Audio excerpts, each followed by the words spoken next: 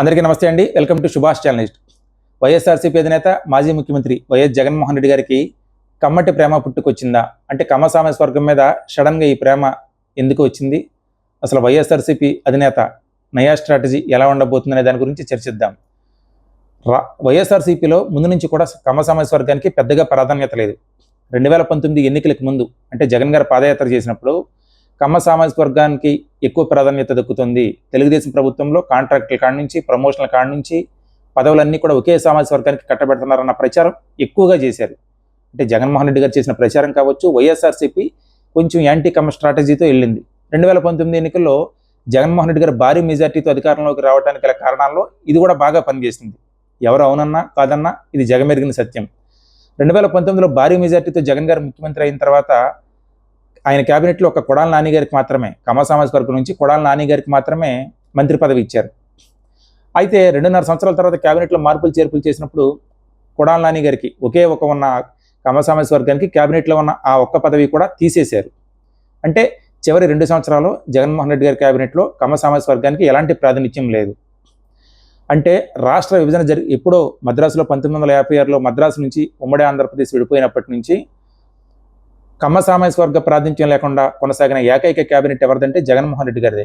అంటే కమ్మ సామాజిక వర్గానికి ఏమాత్రం ప్రాధాన్యత, ఒక్క క్యాబినెట్ కూడా అవకాశం కూడా లేకుండా ముఖ్యమంత్రిగా కొనసాగిన రికార్డు ఖచ్చితంగా జగన్మోహన్ రెడ్డి గారికే దక్కింది. సరే, 2024 ఎన్నికలకు వచ్చేసరికి అసలు పూర్తిగా వైఎస్ఆర్సీపీలో కమ్మ సామాజిక వర్గ ప్రాధాన్యాన్ని పూర్తిగా జీరో చేసేశారు. కనీసం జగన్మోహన్ రెడ్డి గారు గెలిచిన 2019లో అయినా కూడా కమ్మ సామాజిక వర్గానికి 3 ఎంపీలు ఇచ్చారు. విశాఖపట్నం నుంచి ఎంవి సత్యనారాయణ గారు, నరసరావుపేట నుంచి లావు శ్రీకృష్ణదేవరాయలు గారు, అలాగే విజయవాడ నుంచి పీవీపీ గారికి అవకాశం ఇచ్చారు. అందులో పీవీపీ గారు ఓడిపోయారు. నరసరావుపేట నుంచి కృష్ణదేవరాయలు గారు, విశాఖపట్నంలో ఎంవి సత్యనారాయణ గారు గెలిచారు. కట్ చేస్తే 2024 ఎన్నికలకు వచ్చేసరికి ఒక్క విజయవాడ ఎంపీ సీటు మాత్రమే ఇచ్చారు కమ్మలకే. అది కూడా కేసినేని నాని గారు అప్పటి వరకు టీడీపీ నుంచి 2 సార్లు ఎంపీగా గెలిచి చివరి నిమిషంలో ఆయన వైసీపీ కండవా కప్పుకోవడంతో ఆఖరి నిమిషంలో మాత్రమే కేసినేని నాని గారికి వచ్చింది. అంటే 25 ఎంపీలలో మామూలుగా సాంప్రదాయంగా చూసుకుంటే రాజశేఖర రెడ్డి గారు ఉన్నప్పుడు కూడా ఏలూరు ఎంపీ కానీ, తర్వాత విజయవాడ ఎంపీ కానీ, గుంటూరు ఎంపీ కానీ, ఇలా విశాఖపట్నం ఎంపీ కానీ కొన్ని సీట్లు సాంప్రదాయంగా కమ్మ సామాజిక వర్గానికి ఇవ్వడం కొంచెం ఆనవాయితీగా వచ్చేది. జగన్మోహన్ రెడ్డి గారు దాన్ని పూర్తిగా బ్రేక్ చేసి తన క్యాబినెట్లో ఒక్క కమ్మ మంత్రి లేకుండా చేసిన రికార్డు ఆయనకే దక్కింది. అలాగే ఆంధ్రప్రదేశ్ మొత్తం మీద కేవలం ఒకే ఒక ఎంపీ సీటు, అది విజయవాడ ఎంపీ సీటుకి మాత్రమే తన పార్టీ నుంచి సీటు ఇచ్చిన ఘనత కూడా, ఆ రికార్డు కూడా ఆయనే దక్కించుకున్నారు.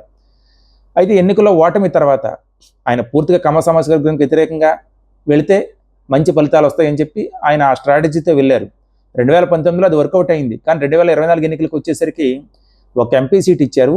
ఎమ్మెల్యే సీట్లు కూడా కనీసం కోస్తాంధ్ర మొత్తం మీద కృష్ణా, గుంటూరు, అటు ప్రకాశం, అటు అనంతపురం, ఇటు పశ్చిమ గోదావరి జిల్లాలో కొంత పాటు రాజమండ్రి, తూర్పుగోదావరి జిల్లాలో మండపేట, రాజమండ్రి లాంటి చోట్ల ఈ కమ్మలకి తెలుగుదేశం పార్టీ ఎక్కువగా సీట్లు వస్తుంది.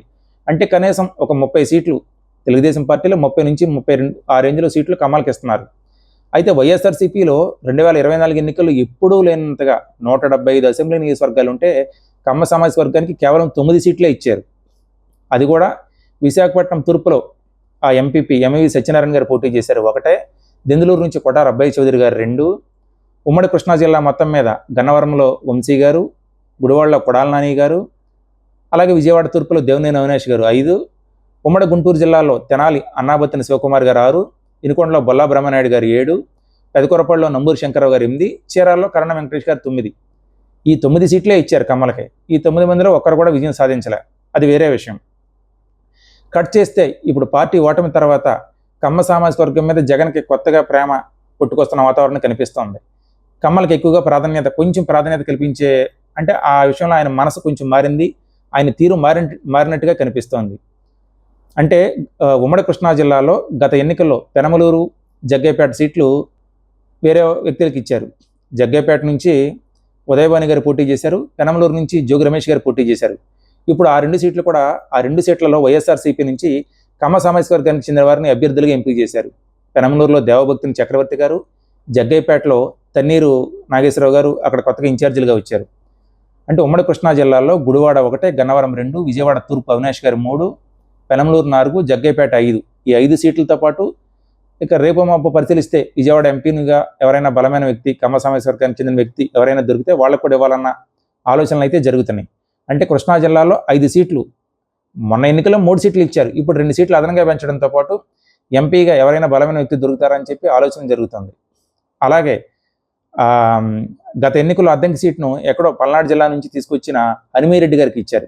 ఇప్పుడు అక్కడ ఆయన్ని తప్పించి పల్నాడు పిడుగురాళ్ళకి చెందినటువంటి డాక్టర్ గారిని ఉన్నం డాక్టర్ గారిని ఒక ఆయన తీసుకెళ్ళి అక్కడ ఇన్ఛార్జ్గా పెట్టారు అద్దంకిలో. అలాగే చీరాల్లో కరణం వెంకటేష్ గారు ఉన్నారు. అంటే కొంచెం ఆయన స్ట్రాటజీ మారుతుంది. కమల్ని పూర్తిగా పక్కన పెట్టి 9 సీట్లకు పరిమితం చేసిన జగన్ గారు ఇప్పుడు క్రమక్రమంగా కృష్ణా జిల్లాలో వచ్చు, గుంటూరు జిల్లాలో ఇప్పుడు ఆల్రెడీ 3 సీట్లు ఉన్నాయి, వినుకొండ, తెనాలి, పెదకొరపాడు. ఇప్పుడు 4వ సీటు కమల్కి అవకాశం ఇద్దాం, నర్సరావుపేటలో పార్లమెంట్ ఇద్దామా లేదా గుంటూరు పార్లమెంట్ ఇద్దామా, గుంటూరు పార్లమెంట్ ఇస్తే బాగుంటుందేమో అన్న ఆలోచనతో అయితే జగన్మోహన్ రెడ్డి గారు అక్కడ కూడా బలమైన వ్యక్తి కోసం అన్వేషణ అయితే కొనసాగుతుంది. అంటే ఆయన తీరు మారింది, కమల్కు కొంచెం ప్రాధాన్యత పెంచుతున్నారు. జగన్మోహన్ రెడ్డి గారు ముఖ్యమంత్రి అయిన తర్వాత కమ్మ సామాజిక వర్గం నుంచి 25 జిల్లాలు ఉంటే ఒక్క జిల్లా కూడా కమ్మ సామాజిక వర్గం నుంచి ఎవరు కూడా అధ్యక్షులుగా లేరు. 25 వైఎస్ఆర్సీపీ నుంచి 25 జిల్లాల్లో వేరు కులాలకు చెందినటువంటి వారిని పార్టీ అధ్యక్షులుగా నియమించారు తప్ప కమ్మ కులానికి ఒక అవకాశం ఇవ్వలేదు. ఈసారి ఎన్టీఆర్ జిల్లా నుంచి దేవినేని అవినాష్కి అవకాశం ఇచ్చారు. అంటే కొంచెం ప్రాధాన్యత పెరుగుతుంది. కనీసం వైఎస్ఆర్సీపీ మండల పార్టీ అధ్యక్షులుగా కూడా కమ్మ సామాజిక వర్గం నుంచి చాలా తక్కువ మంది ఉండేవాళ్ళు. ఇప్పుడు ఉమ్మడి పశ్చిమ గోదావరి జిల్లాల్లో, అంటే కృష్ణా, గుంటూరు జిల్లాలతో పోలిస్తే ఉమ్మడి పశ్చిమ గోదావరి జిల్లాలో కమ్మల ప్రాధాన్యత కొంచెం తక్కువ, అంటే మెట్ట ప్రాంతానికి పరిమితమై ఉంటారు.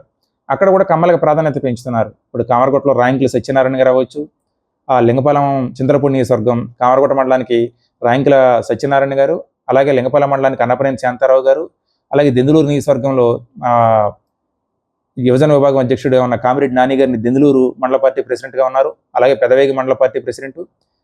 అలాగే కొంచెం కమ్మలకి ప్రాధాన్యత పెరుగుతూ వస్తుంది. అంటే పశ్చిమ గోదావరి లాంటి చోట్ల కూడా ప్రాధాన్యత పెంచుతున్నారు.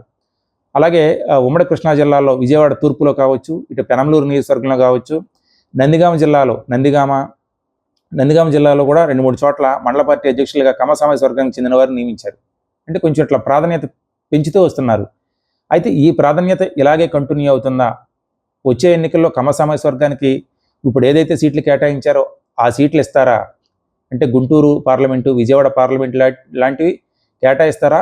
లేదా చివరి నిమిషంలో ఆయన మళ్ళీ తన పాత పందాల వెళ్ళిపోయి వీళ్ళని పక్కన పెట్టి వేరే వర్గాలకు అవకాశం ఇస్తారా?